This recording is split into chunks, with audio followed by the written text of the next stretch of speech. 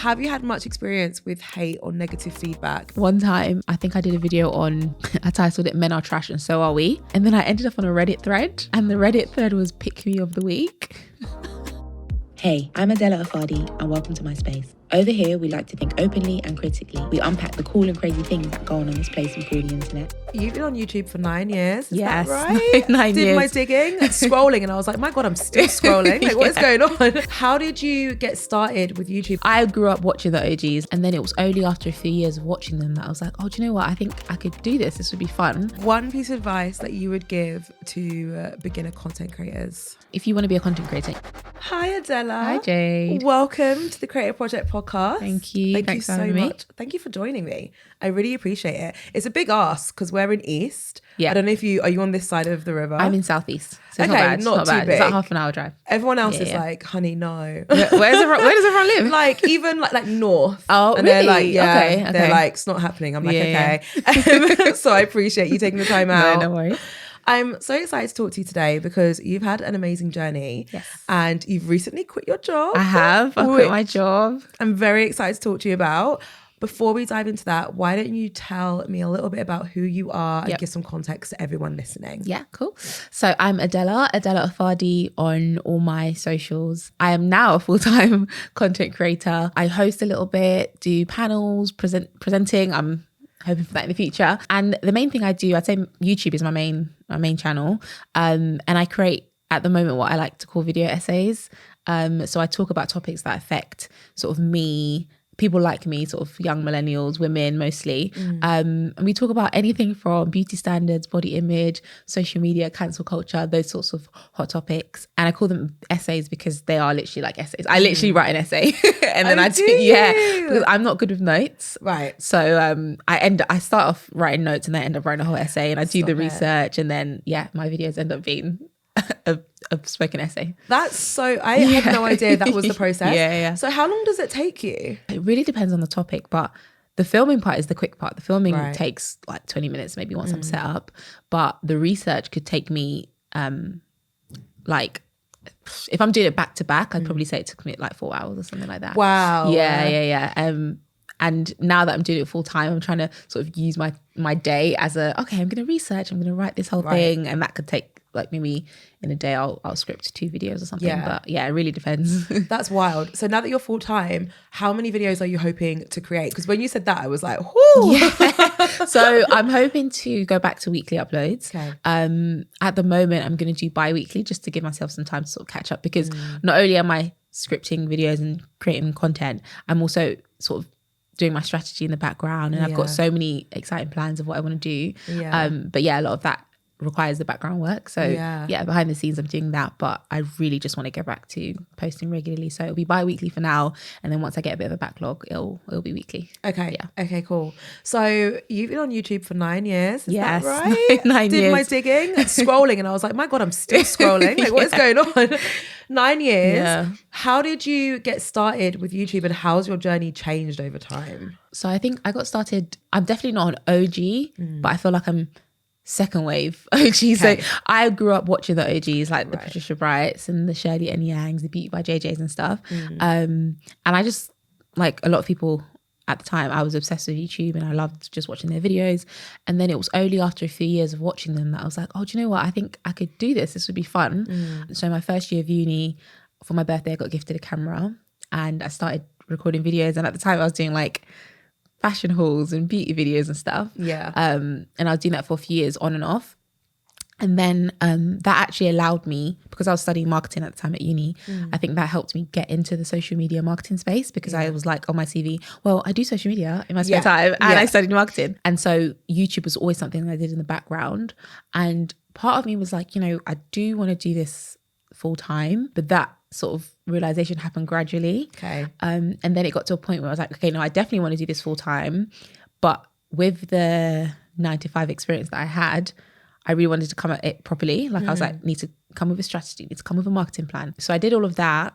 And my plan, because I'm not a risk taker at all, my plan was, when I'm making more money from content than I am in my 9 to 5, consistently for a good like few months, that's when I'll quit my job. Okay. And then I came to the realization last year. It's actually funny because it was when we met at the YouTube event, that I was just around so many other creators that were taking their jobs so seriously. And I left so inspired and like overwhelmed, but in a good way. Yeah. And I was like, do you know what? It's never going to happen for me. I just know myself. It's never going to happen for me if I have this whole like, I'll transition smoothly. I really needed to dedicate the time and the energy. And I was always in jobs that were quite demanding and quite like time consuming, because I'd like signed a contract to do this 9 to 5. I was like, that always took priority. So yeah, eventually I just took the plunge. And I say plunge, it wasn't the most risky decision. Like I have savings, like my husband was still working, like all these things were happening. But yeah, I finally took the plunge. And as of this month, April, I'm full time now. That's so exciting. Yeah. And you know what? I can completely relate to that feeling when you've gone to an event and then you come home and then you feel like a bit anxious. Yes, that is You're exactly like very it. like, Like, I I cried so much. Did you? No. I literally got in the door and my husband like came out to meet me in the hallway, and I was just like, it's so dramatic. I love that. I'm Collapse to the floor. Yeah, basically. To I literally was like, oh my gosh. Yeah, but no, it was the whole thing. Wow, I absolutely love that. But yeah, I totally know what you mean. I always feel like quite anxious. But then the biggest like and the most amazing thing, so credit to you, is that you actually acted on it. Yeah. Because a lot of people just kind of sit with all this like feeling really inspired and all this information and then don't do anything. Yeah. So how amazing that you just acted on it. It was weird because like I said, it's not something that I do typically. My life is always just so planned out and calculated. And so I feel like a lot has changed in the space. When was this? I think it was November. Yeah, November. So from then, because I had 3 months notice, so I handed my notice in December. But from November till now, like I've just done so many more, I wouldn't even say I don't know, spontaneous things, but still kind of thought out. And it's been crazy. It's been weird, but it's been good. It's been good. Okay. Yeah. So talk me through the last couple of weeks then, since you've been full time for a bit, and that the first couple of weeks are always the weirdest. Yes. How have you felt and like what have you been working on? Okay. So funny because I deal with anxiety a lot. Yeah. And I always kind of attributed it to my 9 to 5. Yeah. Not to say that was the reason, but that was often the trigger. Yeah. And so I had this thing in my head where I was like, oh, wow, okay, so I'm going to finally like not have a boss. I'm going to be free from that sort of obligation and the anxiety is going to disappear. Yeah. Yeah. And obviously I knew it wouldn't like completely disappear, but I just thought work would no longer cause me to feel anxious. Yeah. I was wrong. So literally I thought I was going to be so excited and so free. And then I was just so anxious. In the I'm still working through it now, but like it was really like in the first sort of week, because it's only been a couple of weeks to be honest. But in the first week or so, I was so anxious, and I just thought, what the heck? Like this doesn't even make any sense. But yeah, I'm working through it, and now I'm finding my rhythm now. I'm trying to figure out, do I work best 9 to 5? I don't. I think I'm an early bird. Okay. Yeah, I need to do my things early in the morning by 3 p.m, clock off or do something mindless. But in terms of what I've been working on, I've just been trying to sort of get that video batch created. So I filmed 2 videos, I'm scripting some more, ideation, and then working on my other channels. So I had a strategy that I worked on like maybe a year ago and just never had the chance to get to. So I'm kind of revisiting that. Yeah. Just planning all the channels. Yeah.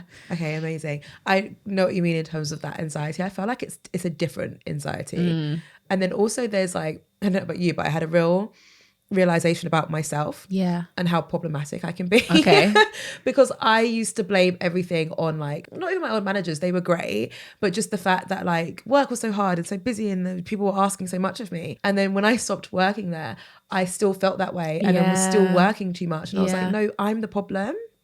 Like I'm the problem. Yeah, I 100%, I feel you 100%, because I it's weird, like my anxiety and productivity are closely linked. And even though I don't consider myself the person that's like rise and grind, wake up at 5, do all this like 10,000 things, like my level of anxiety and feeling of accomplishment definitely comes from how productive I've been. Yeah. So it's a weird way to be, because I'm not like a get up and go, but then I am also very much like my mood and how I'm feeling is very much linked to my productivity. So when I have a productive day, I feel so good, and there's nothing wrong with that. But then I have to remember like how productive I am doesn't define whether I get to be happy or my worth or all of that kind of stuff. So it's just, I am the problem. I'm 100% the problem. Okay, I'm also the problem. I feel you. Yeah.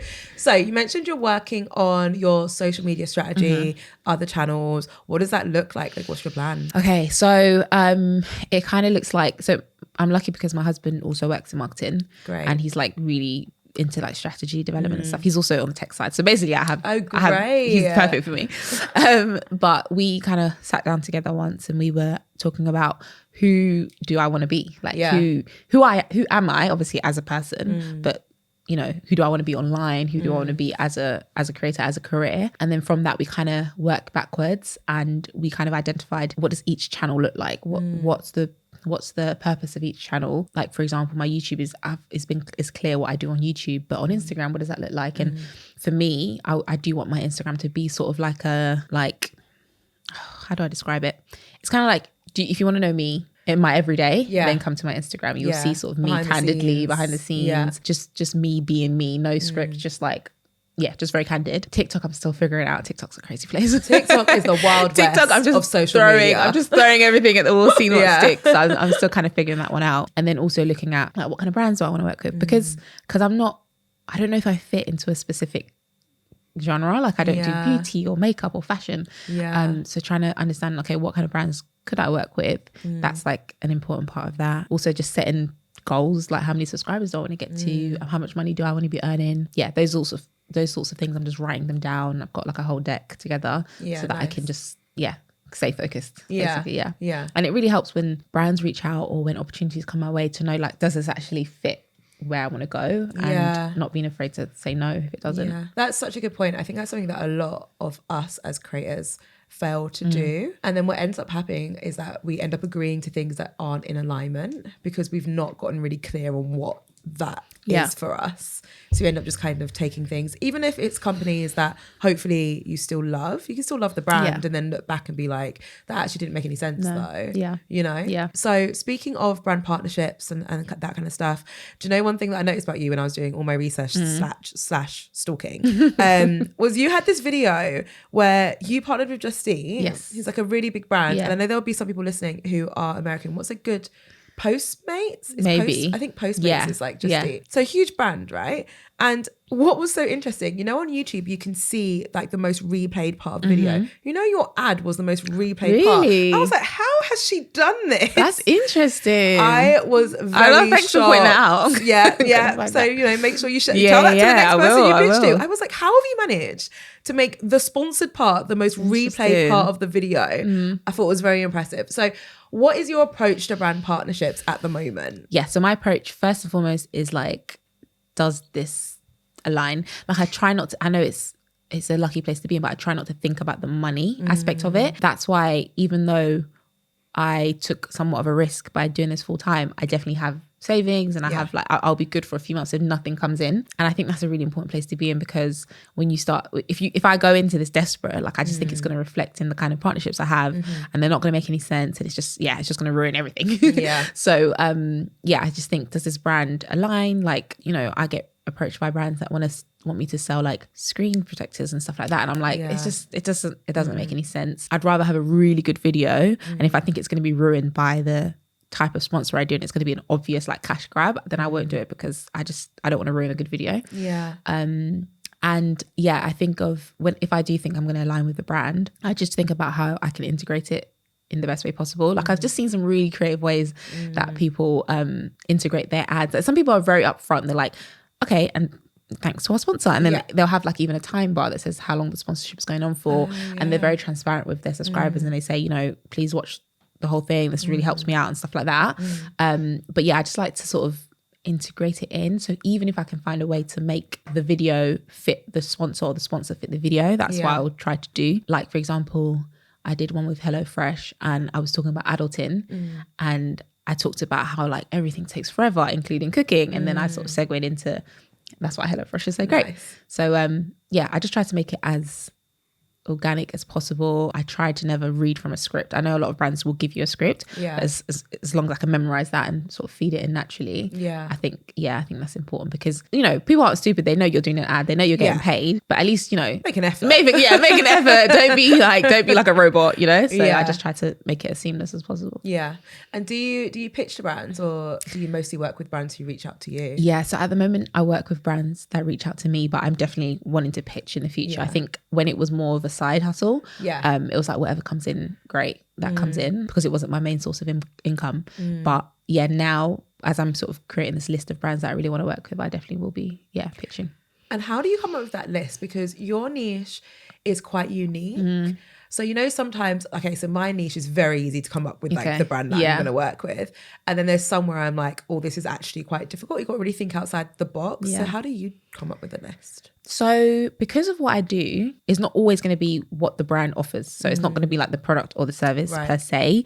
It might be more just like what the brand represents as a whole. Okay. So for example, I would put like someone like Google on my list, and it's like, I'm probably not going to be selling their services, their software, whatever, but they might be doing a campaign around, like a meaningful campaign, and something that I could sort of jump on. But then obviously there are places like for example, Just Eat was yes, I was talking about their food and I'd order their food, but I sort of, it was because they sponsored Love Island, and I'd done videos on Love Island, and like that sort of thing made sense. So that's kind of where I'm at. But on top of that, in terms of the commercial side, I do want to be known for the other parts of me. Like I do like to dress up, I do like to look good and stuff like that. So if I can make that apparent when I'm doing my videos, and maybe not on YouTube but on other platforms, it might make sense for me to collaborate with, I don't know, I know Zara don't do brand deals, but if they did, that'd be great.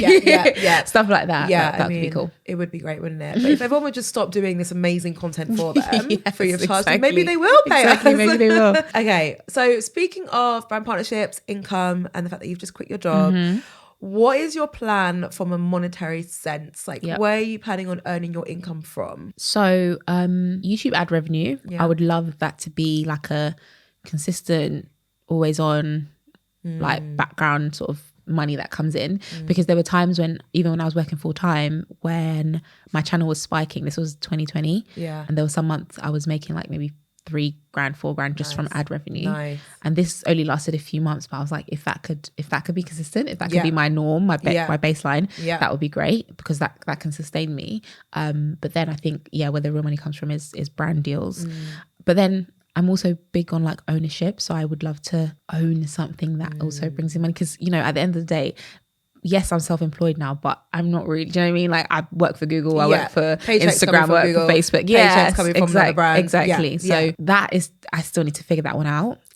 But in terms of, I just believe that if I continue to create good stuff, that there will be ways to monetize it. So for example, podcasts, I would love to start a podcast, and I'm sort of working that out, and obviously then partnerships can come from that. I'd love to host more and present more, and obviously that's another income stream. But and then also outside of content, like as the money sort of grows and grows and grows, hopefully I'd love to invest and things like that. So right now, ad revenue, I'm focusing a lot on that, just because it means it's also a reflection of like how well my videos are doing. And then brand partnerships is kind of the next level up from that, and then just getting paid to be myself, getting paid to host and present and talk on panels and stuff like that. Have you done much of that so far, like the hosting and presenting? Not loads. I've done a bit. So I've hosted a couple of like live podcast shows. I've also been on a few panels.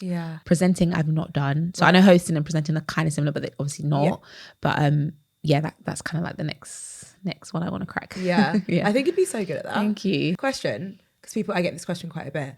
How did you get into that? Like, how did you get started with the hosting and also, chairing panels and stuff? So I think it's just because of the kind of things I talk about on my channel. So typically my topics will end up in some sort of debate in the comment sections and stuff like that. And I always say this, but I've got really smart subscribers. So like we'll just be having conversations in the comments. And because of the way I formulate my videos and them being essays, people have then commented on the fact that like, oh, your voice, like you speak really well, you articulate this point really well, you make it really easy to understand. And I think off the back of that, that's sort of where the opportunities will come. So the podcast that the live podcast that I hosted was actually a friend of, Courtney Daniela, I think yeah. So her and a friend have a podcast, and so because they know me, they sort of reached out and said, we'd love for you to host this.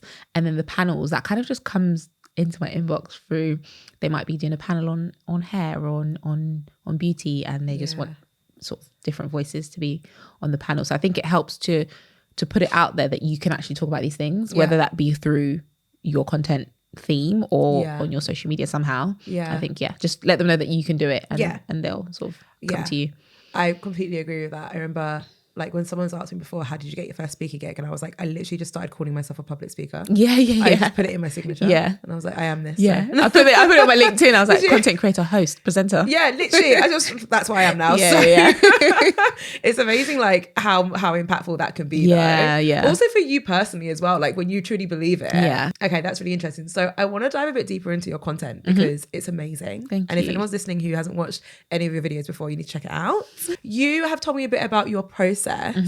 How do you go about finding the topics that you speak about? Because they're always so topical and like trending and like interesting. I feel like you tap into what people are talking about so well.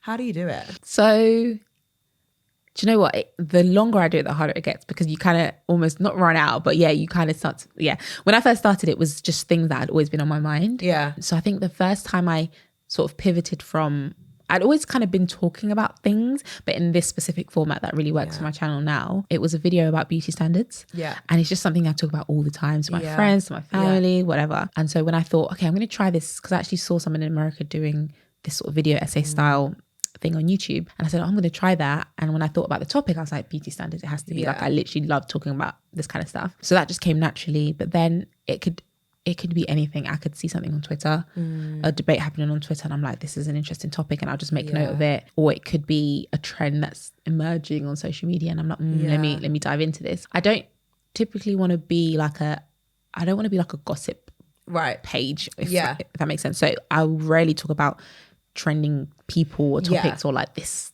beef is happening, that sort of thing. But if I can find a topic within that and be like, okay, what's the underlying issue here, and is this something that's like prevalent, then I'll talk about that. So it literally just comes to me, or I'll go out and do research. I recently found a bunch of ID articles online, and I think they've got a section called opinion or something like that, and I was just like, oh, this is some great material. So I was like, I like that. And then I just sort of formulate based on that. Cool. Yeah, that's really interesting to know, because I think like a lot of people struggle with the idea of finding like a trending topic in some way, shape or form, because that is, in my experience, that is normally the thing that can grow your channel the quickest. Like when you land on that topic and then it supports the rest of your content. What video for you was that viral video, like your first one? So I think the beauty standards one did really well compared to like the videos prior to it. But then there were a couple of videos where so there's one I called it Influencers Are Not Your Friends. Oh yeah. And it was about parasocial relationships. Yeah. And at the time I actually hadn't heard the term parasocial relationships. And since then I've not saying I created the term, I did not. But since then I've seen it a lot more. But that did really well. Yeah. So, and it's weird because that wasn't trending. It wasn't like a trend. Yeah. It was just, I don't know what the formula was, but it was, I think I did quite good research on it. It's a great name. Like you're really good at titling your videos. Thank you. Because other people would be like, okay, my title is going to be my thoughts on parasocial relationships, without realizing that people don't know what that is. Yeah, I got Which, you. by the way, am I correct in saying parasocial relationships is when you think you're friends with someone even though you've never met them? Basically, it's like a one-sided relationship. Yeah. Thank you. So I really do work hard on the title, because I'm like, would I click on this? Without being too clickbaity. But I was talking about influencers are not your friends. And then after that, what was the other one that did really well? Oh yeah, so I had a video titled "Am I Broke or Is Everyone Just Faking It?" And that did really well. So again, it's not trending topics, but I think it's like, if the title makes you go, ooh, it's tapping into something internal where you're like, oh, wait a minute, exactly. am I broke? Exactly. And then outside of those two, anything beauty related. Really? Yeah, I think it really, I don't know why that's such a like passion point for me, but I just think as women, especially, we're just so like bombarded with all these things about how we should look and stuff like that. And I think insecurities, as far as I'm aware, are like all-time high. So I think that resonates with a lot of people. And so whenever I talk about beauty in some sense, that sort of does the numbers as well. I'm curious. I know you said that you've not quite figured out TikTok yet. Have you started posting on TikTok? Yes. What's your response been? Because I feel like your content would do really well on TikTok. Yeah, so I've posted a few of like snippets from YouTube. They've done okay, not great. My TikTok journey is weird because way back in lockdown, was it lockdown or even before lockdown? When did TikTok come about? Anyways, I think it became actually TikTok and not, what did it used to be called? I can't remember. Yes, I know. Musically. Yeah. I think that was 2019, 2020. Okay, so I think it was lockdown. I think it was lockdown. I made this random video of me, like, I don't even know how to explain it. It was like what it feels like to be afraid of the dark. And I just ran around my house, and my husband like chased me around the house. and that got like 1 million something views. Stop it. And then now I've got 18,000 like followers. from that? Yeah, from that video. So this was like 3 years ago. So funny. But it doesn't result in anything. If anything, it kind of messes things up, because now like the videos after that just don't get any don't get any views. So I'm kind of just experimenting, and I think my videos, you're right, I think they will do well if I continue to post them. But I'm also toying with the idea of like, do I just want to cut my videos and put them on TikTok, or do I want to make a TikTok version of it? So I'm kind of playing around with the both of them. So where I filmed 2 videos the other day, I then filmed a TikTok-y version where I just kind of talk to the camera. Yeah. So we'll see how that goes. But I think you're right. I think those sorts of think pieces and stuff like that they'll work. It will be really interesting. I think it'll just do really, really well. I think one thing, and this is something that I want to talk to you about anyway, is the response that you'll get, because TikTok, Wild West, people do not think they're speaking to other people. Like, it's crazy. So have you had much experience with hate or negative feedback? Because obviously the stuff that you talk about is quite thought-provoking, and I imagine a lot of people have very strong opinions on it. Yes. I think YouTube is like a safe space. Sometimes I'll find the wildest videos on YouTube, and I'm like, wow, the comment sections must be going crazy, but it's like, no, everybody disagrees. It's like such a like a nice community bubble. But I do get a bit of like disagreement and stuff like that. Now that you say that, it reminds me of because my thing, right, I used to think it was a bad thing about me, but I do think it's a strength now, is that I'm quite neutral. Like whenever people are arguing, I'm like, oh, I can see what you're saying, and I can see what you're saying, and it's like, okay, cool. And I think that's apparent in a lot of my videos. I don't necessarily make hard like, this is right and this is wrong. I'm kind of like, you know what, let's explore both sides. Let's analyze both sides. And one time, I think I did a video on, I titled it "Men Are Trash and So Are We." And I talked about like, see those titles. My God. You're so good at that. Thank you. I was just like, I mean, we're all trash, right? At the end of the day. So I did a video, and I don't know what I talked about, like, you know, it was actually quite lighthearted, like some of the things that we do as women that I were like, oh. And then I ended up on a Reddit thread, and the Reddit thread was "Pick Me of the Week." No. And they called me "Pick Me of the Week," and I was like, this is so funny. So it was funny because it was like, whatever, like it wasn't a big deal. I wasn't going viral, I wasn't being cancelled. But it's funny because being cancelled is actually a big fear of mine. Like, is it? Yeah, I think sometimes when you're anxious, it's just stuff that, it's just very unrealistic stuff. But at the same time, the internet is not always the nicest place, like you just said, especially like TikTok, Twitter. And so it's just like, because my things are very like opinion heavy, even if it's not my opinion, it's like people have an opinion on them. I was like, crap, it's only a amount of time. But then I have to remind myself, like, okay, and then what? Exactly. Like, and then what? And also, like, you're not creating content that is designed to offend people. Not at all. So, and unfortunately, that doesn't mean that you won't get cancelled. And like, I'm not creating content that's supposed to offend people, but I still might get cancelled. But at least if something happens, and you know, we both do get cancelled, at least we know that whatever we've created wasn't designed to offend. And I would assume that if anything like that ever happened, it would be more people disagreeing. So it wouldn't be like the world has cancelled you. It's just that your content ended up in the group of people who don't agree with what you're saying. Which is why I mentioned TikTok, because I was like, that is where it will end up. TikTok or Twitter, I think. Twitter's a crazy place. I think I've been thinking about this a lot recently, and I'm like, because I'm also a recovering people pleaser. I say recovering because I'm working on it. But definitely like have lived a lot of my life caring what other people think, and so it's like, this is the job for you if you're worrying about other people's opinions. But I've spent a lot of time recently just thinking about it, and it's like, at the end of the day, I shouldn't. I'm working to not necessarily care. You know, if I do something wrong, I'll hold my hands up to it, and I should care about, you know, hurting people's feelings and stuff like that. But if it's just a case of like, oh, I don't really like that Adella girl, or like, oh, she's not really, you know, she's too neutral, or she's too whatever they might say.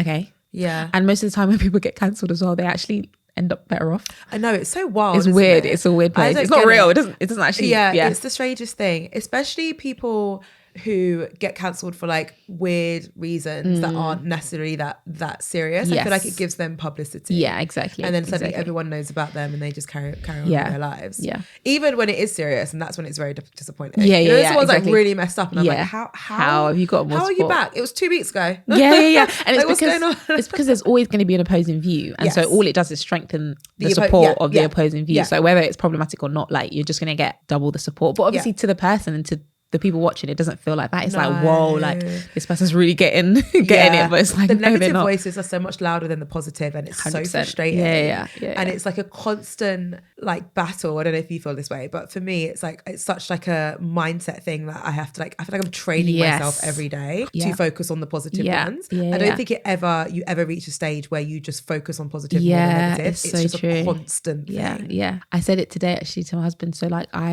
I'm Christian, so I like I'll pray in the morning and stuff. And I realized today I was like, oh my god, I'm gonna have to do this every day, right? Like as in I'll because specifically about the anxiety, I'm just like, right, I have to remember this is my dream job. Like this is what I wanted to do. This is what I've been praying for. Blah blah blah. And then I'm like, okay, I feel a bit better. And then I went upstairs. I was like, well, I'm gonna have to do this every day. I'm gonna have to train myself.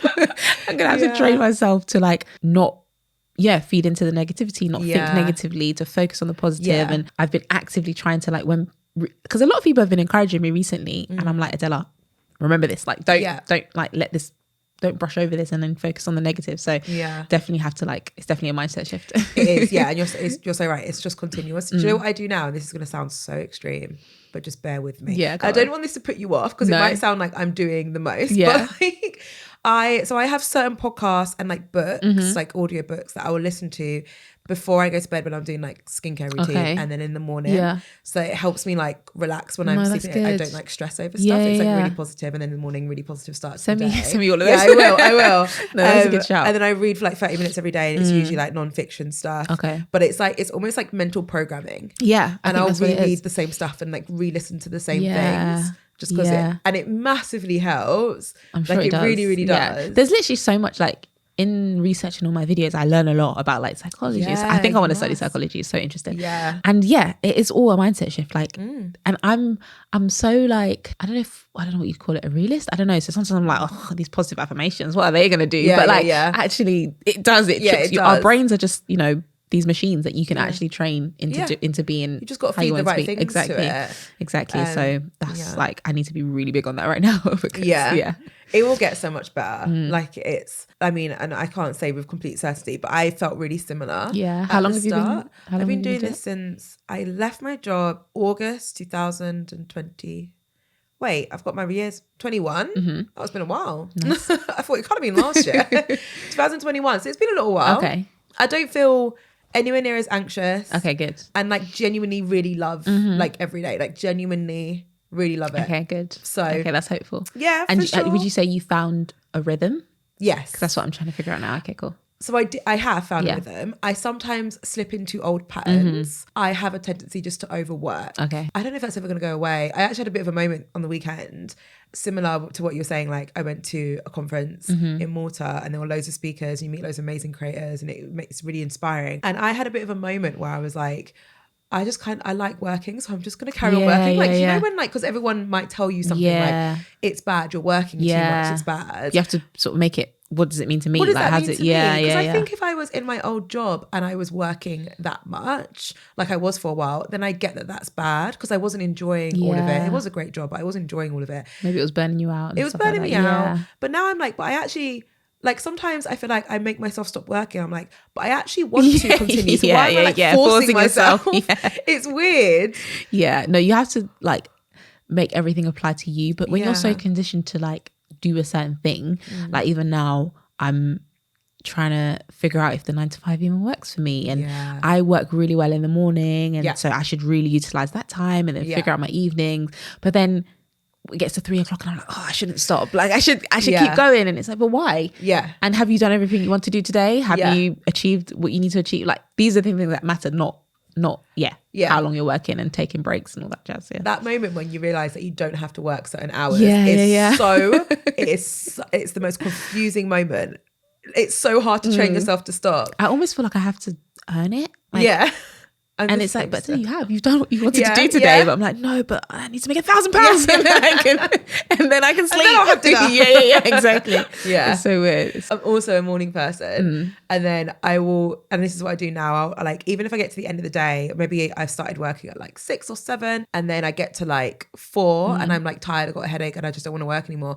And then I'll feel really guilty. And I'll be like, I've literally done a day's worth of work. But in my mind, I'm like, no, but it's early. Yeah. So yeah, it's a hard thing to weird. get your head around. And also, isn't part of the joy of being self-employed that you don't have to work? Literally, that you can work 100,000 whenever you hours? want. Yeah. Like, that's and it's the whole like, point. even if one day you work 2 hours and you've done some good stuff, like, that should What's be the fine. It problem? should be fine. Yeah, no. my partner is always like that to me. Like anything like that and like expenses. He always says to me with expenses because I'll be like, I'm gonna go work from a cafe, but like I don't know, should I expense it? And he's like, yeah.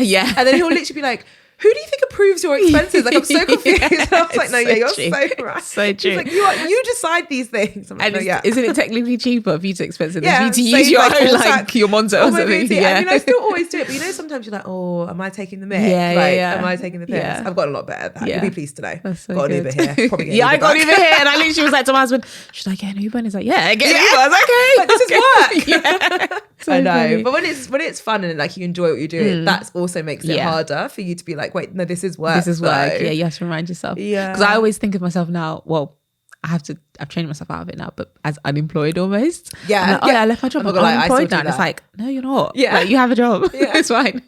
I still do that. I'm like, yeah, well, I don't have a job. Wait. Yeah, I do. Yeah, no, definitely do. Yeah, it really is. Okay, so just on your first like viral moments, and then you spoke about some of those videos that did well. How did that feel when you started to get traction? Because you've been on YouTube for a little while. Yeah. So I'm guessing was it like a slow burner, or was it suddenly like you hit the formula and it started to work? It was a bit of both. So I don't know.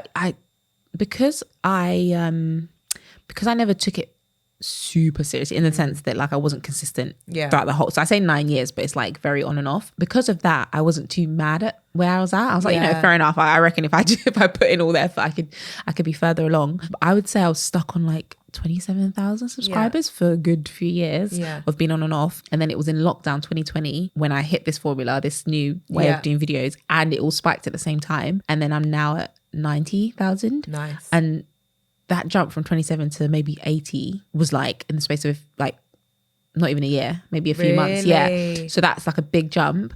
And it felt really exciting. I was like, oh my gosh, I've hit because even though I was on YouTube for a long time, I was kind of like, oh, is this the kind of thing I want to talk about? Is this what I want to do? I was kind of just winging it. And 2020, I'd say, is when I started taking it seriously. My husband came on board and started helping me like with his strategy brain, and he started editing my videos. That was a big. He still edits them now. Oh my God. That was a big help, because I do think there's something in, like, I can sit and talk. Is nowhere near as interesting as when he's like cuts in, zooms in, and does this and does that. And I'm like, oh, this is like, I'd watch this. This is great. An absolute dream. I know. It is Any content creators listening who are single, look for a partner who can edit videos. Yeah, exactly. And he's trying to get me to learn now. I'm like, but why? No. They'll be like, you don't need both of us to have the same skills. Like, you just do it. But yeah, I think that was like, oh, great. Like I found my thing now. I found what I want to do. I know the formula. I could just keep doing it. So yeah, it felt validating. It was like, right, finally I found my strategy. Yeah, I love that. Yeah. I'm honestly, I can't get over that. I'm so jealous. So Jamie works in like marketing. We both have the same background, and he like still works at the same company I used to work in. So I always used to think like, oh, I've got the jackpot here because he knows the same thing as me. Yeah. But in hindsight, it would be way more valuable if he had something different to me. But my husband, same as you. We met at uni, both studying marketing. Our careers have been very similar, but he just naturally I don't know how to describe it, but like he has this weird thing that he does where like he'll like put his head in his laptop for like 5 hours and he'll come out and he's an expert. so when I met him, I can't even remember how it came about, but he just started helping me edit. Yeah. And then he just got obsessed. He does this thing where he gets obsessed with something. So he got obsessed with like editing and all this tech and stuff like that. And now he's like the most amazing editor I've ever met. Like, such a good like, trait to have. I wish I was like that. Yeah, but like you have such complementary. Yeah, skills. we do. We definitely do. I think. Yeah, he's a bit of a nerd, but in a good way, like a creative nerd, and it really is really helpful. I love it. Sometimes I plant a seed. I'm like, skincare. And then he comes back 5 hours later and he's like, right, we need to get this and this. And I'm like, oh, great. This is great. I love that. So yeah, it's very useful. But now that I am doing it full time, I do have to, learn how to do some stuff. Yeah, too. sure. Yeah. Sure, I suppose If so. I have to. When I was doing some digging, I came across something called Ask Adella. Yeah, What oh my is that? gosh. What was I it? forgot about that. Ask Adella, what was that? It was a series I was doing. Was it on YouTube or Instagram? I can't even remember. Yeah, YouTube series, but I think I'd get them to DM me on Instagram. Okay. Trying to cross promote. Yeah. And that was just people asking, like sending in their dilemmas. And then I do a few like responses to them. I might bring that back. Now that you mentioned that. Yeah, I don't think it lasted very long, but it was just people, asking for my advice. I think that works so well. I do love you. giving advice, I can't lie. Like, is that what you do in your podcast? Did you not know? So my podcast I'm still figuring out. I think I want the podcast to be quite conversational. Yeah. Something around, those like deep, meaningful chats that you have with your friends. Like I live for a DMC. Yes, like I love same. it. So I think I want my podcast to be like that, but I also want to bring in the elements that people like in my videos, which is the research. Yeah. And so do you ever listen to like what are they called? Like investigative journalism type podcasts? Yeah. I love that. So my plan, no one's still decided, please. My plan is to hopefully combine that sort of documentary style podcast with the sort of deep, meaningful chats. Yeah. And so nice. Yes, it's going to be a whole thing, a whole production, that sounds hopefully. So good. Yeah, that's what I want to do. And also so time consuming. Yes, I know. Do you know what? As the idea was evolving, I was like, I don't know, why are you making this hard for yourself? Just sit down and talk. But no, I'm like, no, I want to. Yeah, probably. I'm gonna have to do like a good backlog. Probably do it in seasons. Yeah. That's a good idea. Yeah, that's the plan. That'll be sick. Yeah, I'm really excited to start working on that. Yeah, that'll be really good. So, what's next for you? Sound like we've chatted for a while. Yes. You've got so many ideas. You're full time now. Yeah. It's very exciting. What's next? Money. No, I'm joking. I'm joking. Millionaire. What's next is, okay, so first things first, consistency. That's just all I'm trying to focus on, even though I keep getting distracted. I'm like, just be consistent, have a good batch of content to put out there. Firstly on YouTube, because I know what I'm doing there. Yeah. And then slowly on the other channels, just have a consistent sort of thing that I can do with my eyes closed almost. And then it looks like branching out and doing new things. So podcast is first thing on the list. I've got ideas for like game shows that incorporate that whole sort of debate conversation element. I just want to be really innovative, and I love, do you know what my favorite compliment is? Well. I love when people say like that my stuff is different. So I love when they're like, wow, like you, or when they say that my quality is like above anything they've ever seen, whether that be like actual quality of the video or it's just the quality of like the conversation. I love it. I love that. So whenever I have an idea, I'm like, okay, but how can we make it different? How can I make it different? How can I make it unique? So I've got so many sort of ideas that are things that already exist, but I'm like, I want to put my spin on it. And then I'd also love to do more presenting and hosting. And so once I'm settled, once I'm consistent, I've got that flow, I'm going to start like reaching out to people and making things happen. That's so exciting. Yeah, I'm excited. So before we wrap up, one piece of advice that you would give to beginner content creators. Okay, if you want to be a content creator and you're not super clear on your niche or whatever that is, I would still say start. I think it's better to put something out there than to wait for it to be perfect, which I used to do all the time. Like throw spaghetti at the wall or whatever and see what sticks. That's not a good long-term strategy. I would say like, do figure out your niche eventually, but if it's stopping you from starting, then I would say just start. I'd also say like, I know people who are hustlers and they just like quit their job with nothing and they make it work. And if that's you, great. But if you're more like me, then I would say, try to build up some savings, try to build a network even, or something that's going to help you out so that you're not starting from a place of desperation, because then you can really take your time and figure it out in the best way that you can. Amazing. Thank you so much. That was such a great chat. Thanks for coming having me on, sharing all your wisdom. I'm so excited to see what you do next. Thank you. I'm excited for this. Yeah. Excited for you. I'll put all your information below so that everyone can check you out. And thank you again for taking part. Thank you so much. Thanks for having me.